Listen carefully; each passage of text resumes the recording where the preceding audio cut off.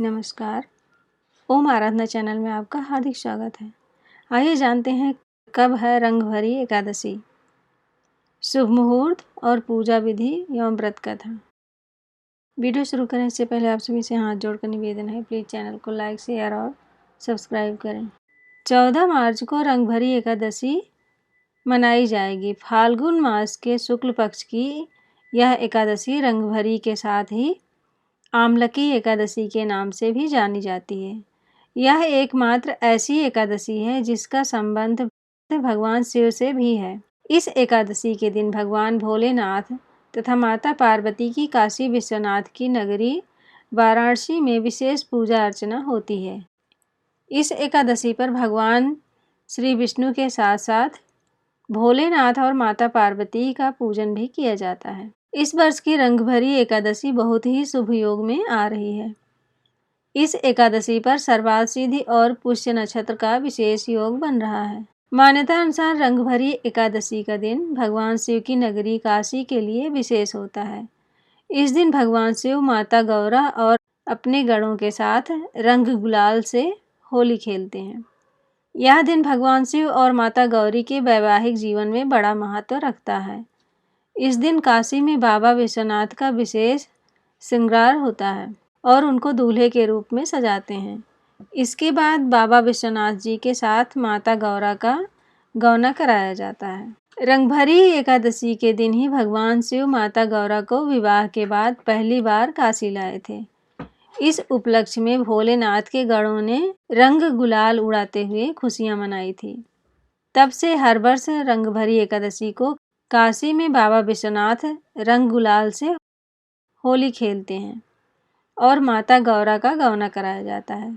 इस दिन बाबा विश्वनाथ माता पार्वती के साथ नगर भ्रमण करते हैं और पूरा नगर लाल गुलाल से सराबोर हो जाता है। फाल्गुन शुक्ल एकादशी तिथि की शुरुआत रविवार 13 मार्च 2022 को सुबह 10:21 से हो रही है तथा इसका समापन सोमवार 14 मार्च 2022 को दोपहर 12:05 पर होगा।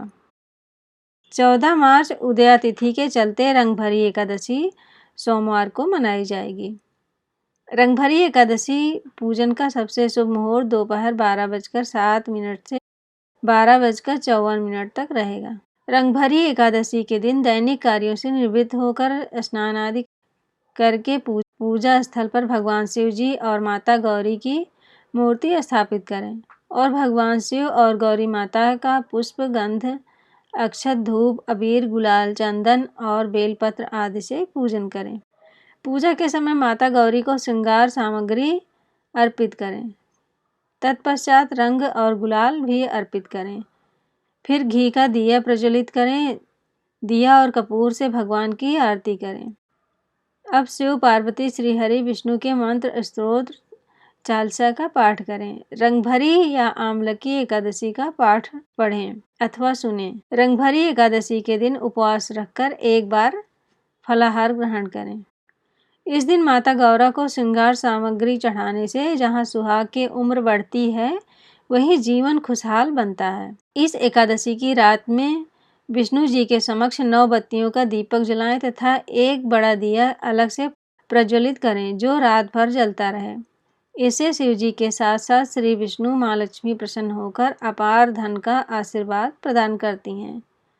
रंगभरी एकादशी के दिन 1 लोटा जल लेकर थोड़ी सी चीनी मिलाएं तथा यह जल पीपल वृक्ष में अर्पित करें। सायंकाल पीपल की जड़ में घी का दिया जलाएं। इस उपाय से ऋण मुक्ति मिलेगी तथा धन प्राप्ति के योग बनेंगे। इस दिन शिव जी पर अबीर और गुलाल अर्पित करने से जीवन में चल रही आर्थिक परेशानियां दूर होती हैं। इस दिन पूरे मन से शिव गौरा का पूजन करने से हर कार्य में सफलता प्राप्त होती है। इस एकादशी के दिन आंवले के वृक्ष की 9 परिक्रमा करने से सौभाग्य और सेहत का वरदान मिलता है। अब सुनते हैं एकादशी व्रत कथा। एक वैदिश नाम का नगर था जिसमें ब्राह्मण, क्षत्रिय, वैश्य और शूद्र चारों वर्ण आनंद सहित रहते थे। उस नगर में सदैव वेद ध्वनि गूंजा करती थी तथा पापी, दुराचारी तथा नास्तिक उस नगर में कोई नहीं था। उस नगर में चैत्रथ नाम का चंद्रवंशी राजा राज्य करता था। वह अत्यंत विद्वान तथा धर्मी था। उस नगर में कोई भी व्यक्ति दरिद्र व कंजूस नहीं था। सभी नगरवासी विष्णु भक्त थे और स्त्री पुरुष एकादशी का व्रत किया करते थे। एक समय फाल्गुन मास के शुक्ल पक्ष की आमलकी एकादशी आई। उस दिन राजा, प्रजा तथा बाल वृद्ध सबने हर्षपूर्वक व्रत किया। राजा अपनी प्रजा के साथ मंदिर में जाकर पूर्ण कुंभ स्थापित करके धूप, दीप, नैवेद्य, पंचरत्न आदि से आंवले का पूजन करने लगे और इस प्रकार स्तुति करने लगे। हे धात्री, तुम ब्रह्म स्वरूप हो, तुम ब्रह्मा जी द्वारा उत्पन्न हुए हो और समस्त पापों का नाश करने वाले हो, तुमको नमस्कार है। अब तुम मेरा अर्घ्य स्वीकार करो। तुम श्री रामचंद्र जी द्वारा सम्मानित हो, मैं आपकी प्रार्थना करता हूँ, अतः आप मेरे समस्त पापों का नाश करो। उस मंदिर में सबने रात्रि को जागरण किया। रात के समय वहाँ एक बहेलिया आया जो अत्यंत पापी और दुराचारी था। वह अपने कुटुंब का पालन जीव हत्या करके किया करता था। भूख और प्यास से अत्यंत व्याकुल वह बहेलिया इस जागरण को देखने के लिए मंदिर के एक कोने में बैठ गया और विष्णु भगवान तथा एकादशी महात्म्य की कथा सुनने लगा। इस प्रकार अन्य मनुष्यों की भांति उसने भी सारी रात जाकर बिता दी। प्रातःकाल होते ही सब लोग अपने घर चले गए तो बहेलिया भी अपने घर चला गया। घर जाकर उसने भोजन किया। कुछ समय बीतने के पश्चात उस बहेलिये की मृत्यु हो गई, मगर उस आमलकी एकादशी के व्रत तथा जागरण से उसने राजा विदुरथ के घर जन्म लिया और उसका नाम वसुरथ रखा गया। युवा होने पर वह चतुरंगिणी सेना के सहित तथा धन धान्य से युक्त होकर 10,000 ग्रामों का पालन करने लगा। वह तेज में सूर्य के समान, कांति में चंद्रमा के समान, वीरता में भगवान विष्णु के समान और क्षमा में पृथ्वी के समान तथा वह अत्यंत धार्मिक, सत्यवादी, कर्मवीर और विष्णु भक्त था। वह प्रजा का समान भाव से पालन करता था। दान देना उसका नित्य कर्तव्य था। एक दिन राजा शिकार खेलने के लिए गया। दैव योग से वह मार्ग भूल गया और दिशा ज्ञान न रहने के कारण उसी वन में एक वृक्ष के नीचे सो गया। थोड़ी देर बाद पहाड़ी मलेच्छ वहां पर आ गए और राजा को अकेला देखकर मारो मारो शब्द कहते हुए राजा की ओर दौड़े। मलेच्छ कहने लगे कि इसी दुष्ट राजा ने हमारे माता पिता, पुत्र पौत्र आदि अनेक संबंधियों को मारा है तथा देश से निकाल दिया है, अतः इसको अवश्य मारना चाहिए। ऐसा कहकर वह मलेच्छ उस राजा को मारने दौड़े और अनेक प्रकार के अस्त्र शस्त्र उनके ऊपर फेंके। वह सब अस्त्र शस्त्र राजा के शरीर पर गिरते ही नष्ट हो जाते और उनका वार पुष्प के समान प्रतीत होता। अब उन मलेच्छों के अस्त्र शस्त्र उल्टा उन्हीं पर प्रहार करने लगे, जिससे वह मूर्छित होकर गिरने लगे।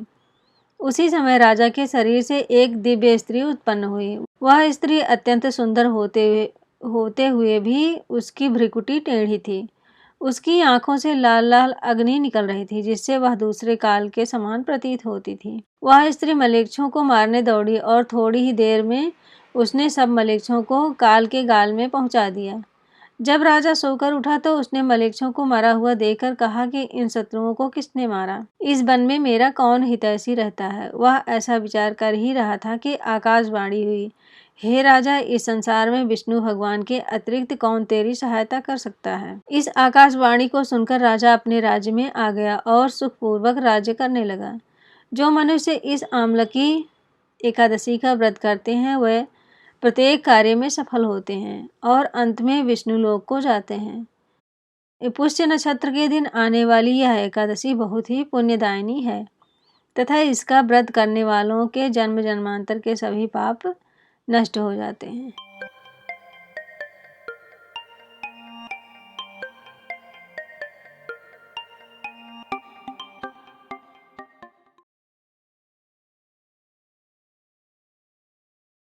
ओम नमः शिवाय। अगर आप इस चैनल पर नए हैं तो प्लीज़ लाइक, शेयर और सब्सक्राइब करें, जिससे आने वाली वीडियो आपको मिल जाए।